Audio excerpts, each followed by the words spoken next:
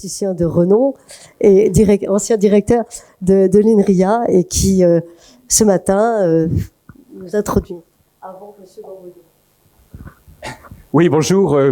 On m'a expliqué que, autrefois, dans les opéras, l'ouverture servait non pas à ce que les gens les écoutassent, mais servait de fond sonore pendant que les derniers qui arrivaient, que on arrêtait de papoter, que les sièges arrêtaient de bouger, etc.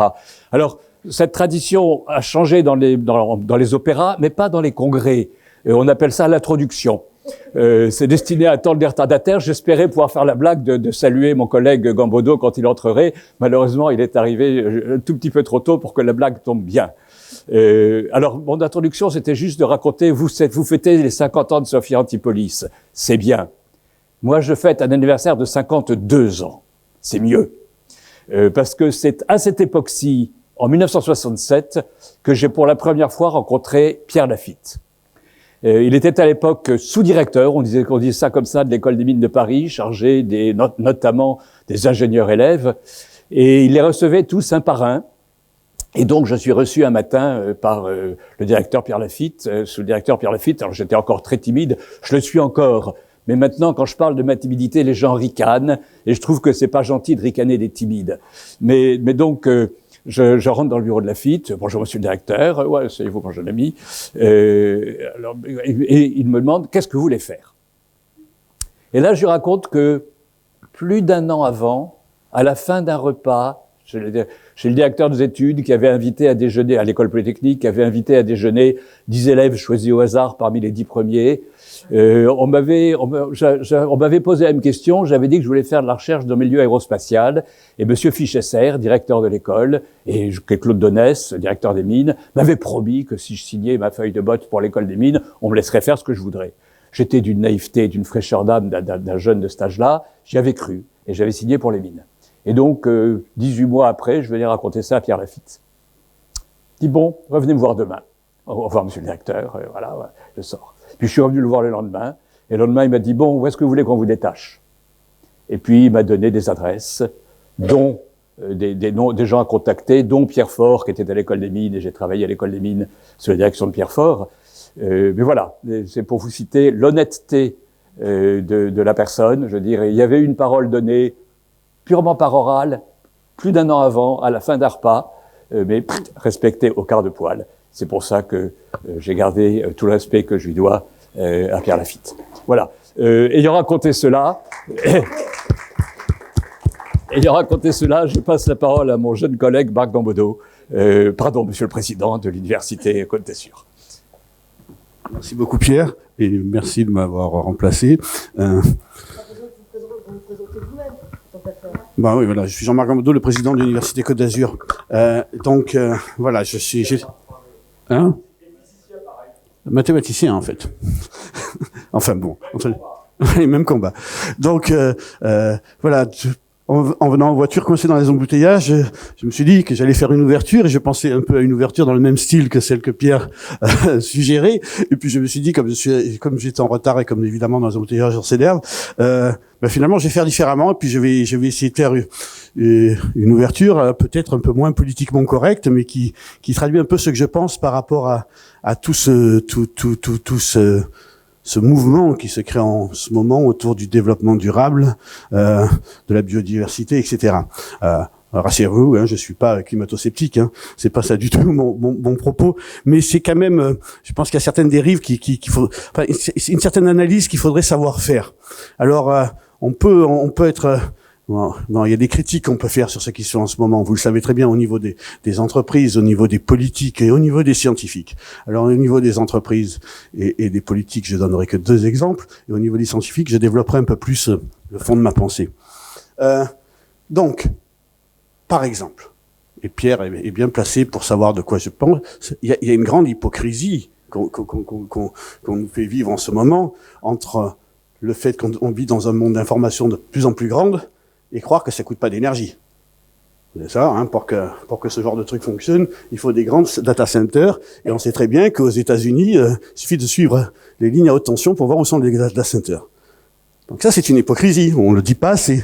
Je veux dire, on peut pas vivre dans un monde de communication absolue et penser qu'on n'est pas en train de détruire la planète. C'est pas vrai. Il y a une autre hypocrisie des politiques. Et c'est là, je l'ai vécu récemment, il y a un mois, même pas.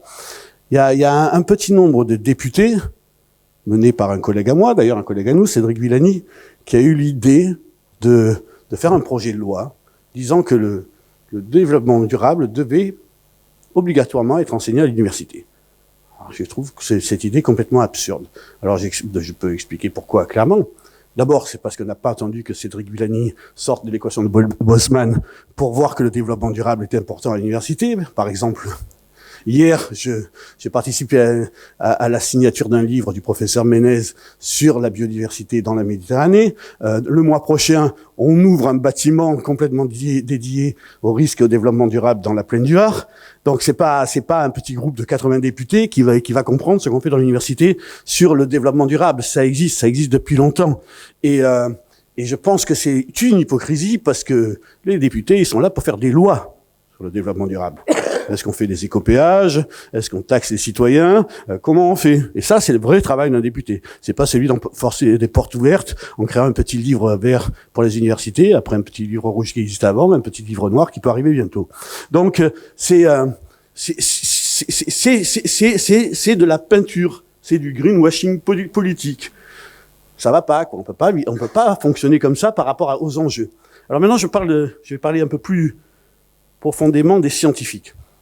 J'écoute très souvent des exposés sur le développement durable, la biodiversité, etc. Et je suis toujours un peu mal à l'aise. Mal à l'aise en tant que scientifique parce que c'est des gens en général qui sont des gens très bien, hein, qui parlent et le fond du problème il y a un vrai fond du problème, mais il y a toujours un mélange dans ce que j'entends entre l'argument scientifique, un espèce d'argument qui tourne autour de la peur, si on montre des courbes qui divergent exponentiellement, un argument qui tourne autour de la morale, toujours un peu, et un argument qui tourne autour des bons sentiments. Et moi, en tant que scientifique, ça me gêne beaucoup.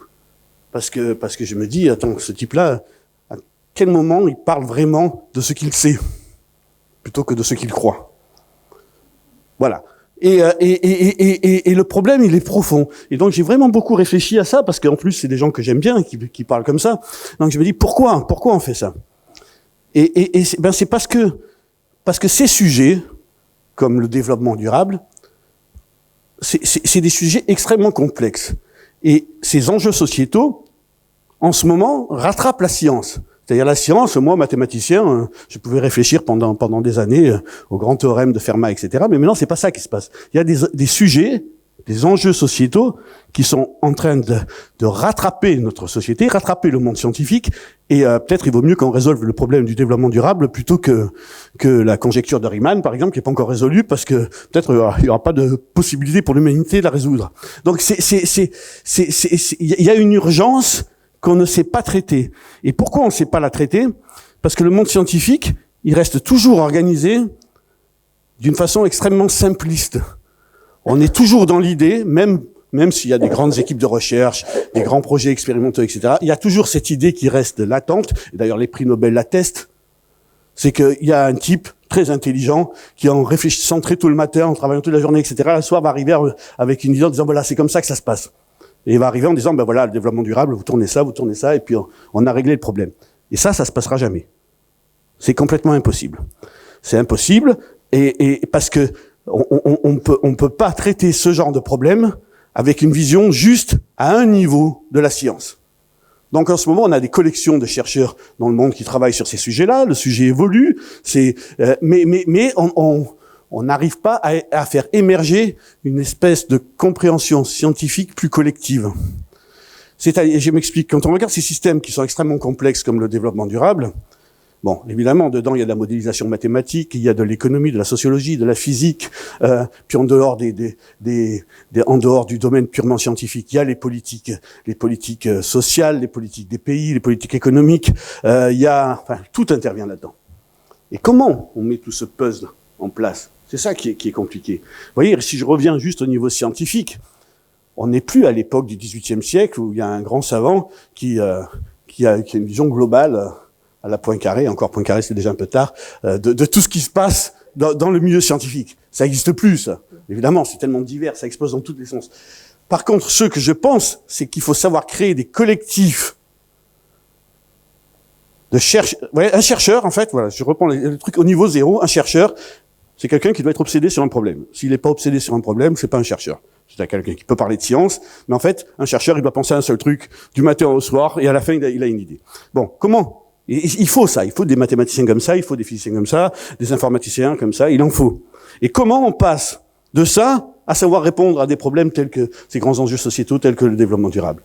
Mais il faut organiser des collectifs de chercheurs qui soient capables une seule personne ne pourra pas le faire, mais de comprendre tout ce qui se passe dans un domaine. Je vous donne un exemple parce que c'est ce qu'on essaye de faire dans l'Université Côte d'Azur. Par exemple, on a créé des objets qu'on appelle les académies, qui regroupent des chercheurs de pratiquement toutes les disciplines, par exemple au sujet qui est réseau, information et société numérique. Mais il y en a d'autres, hein, par exemple complexité et diversité du vivant. Voilà, on prend un sujet comme ça et on regroupe tous les chercheurs qui sont plus ou moins connectés à ça. On se fait une espèce de carte mentale de ce qui se fait dans les Alpes-Maritimes.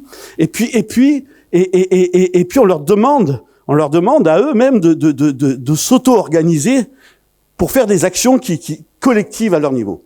Voilà. Et je pense que la science de demain, si elle n'est pas capable de faire ça à une échelle bien plus grande, les scientifiques ne seront pas capables de répondre à ces grands défis. Je crois vraiment qu'il faut qu'il y ait une vraie révolution scientifique qui fasse comprendre une espèce de vision de la science à un niveau un peu plus collectif. Voilà, je vous avais dit que je serais pas...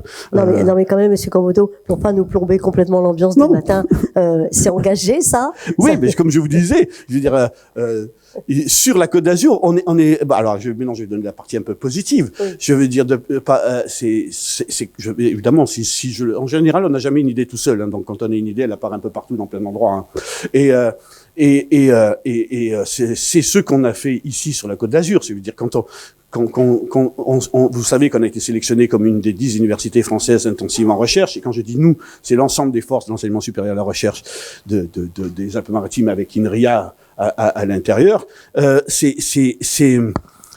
justement cette nouvelle vision de l'université très implantée sur son territoire, qui travaille avec les collectivités locales et les entreprises, qu'on essaye de développer.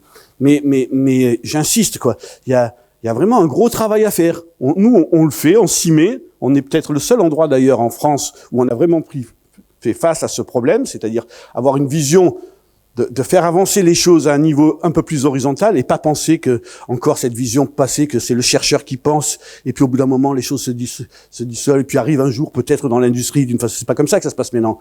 Maintenant tout est horizontal. Quand on parle par exemple d'intelligence artificielle, et David Simplot va en parler tout à l'heure, les chercheurs en intelligence artificielle ils sont peut-être meilleurs chez Amadeus que dans l'université. Donc c'est très horizontal ce qui doit se faire en ce moment. Mais il faut vraiment qu'il y ait ces actions collectives qui se mènent. Et c'est ce à quoi je crois. Moi, c'est ce que j'essaye de promouvoir au sein de l'université. Donc, c'est pas un discours négatif du tout. C'est juste un discours où je veux dire, voilà, il faut se retrousser les manches et puis il faut travailler. Et il faut travailler collectivement. Voilà. Ouais, merci.